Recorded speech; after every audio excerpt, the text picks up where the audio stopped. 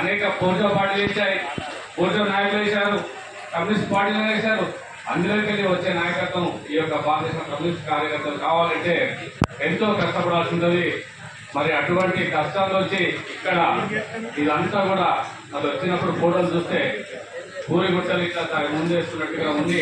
అటువంటిది ఈ యొక్క విప్లవ కార్యక్రమం ముందుకోవడానికి రావడం ఉన్నది వారి యొక్క కృషికి విషయం. సరే, మరి వారు ఎందుకు చేశారు, వారికి ఏం అవసరం? గుడిసెలు వేసి అని ఇంట్లో పడుకుంటే అయిపోవు కదా, ఒక కాలనీ వేసుకుంటే అయిపోయింది కదా అని అనుకుంటే చాలా పొరపాటు. అందరికీ ఆయనే ఏదో పేద పేద గుడిసెలు వేస్తూ ఉన్నాడు అంతవరకే అనుకున్నాడు.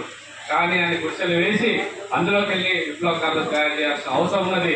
ఎందుకంటే ఈరోజు ఆయన బతికిన ఉన్నప్పుడు కానీ చనిపోయినాక కానీ ఇవాళ అనేక మార్పులు ఇవాళ జాతీయంగా అంతర్జాతీయంగా వస్తూ ఉన్నాయి.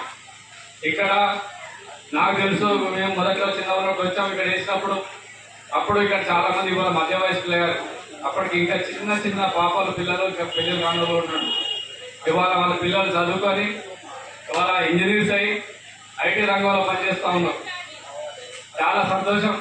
ఇక్కడి నుంచి ఎంబీఏ చేశారు, పోస్ట్ గ్రాడ్యుయేట్స్ అయిపోయారు.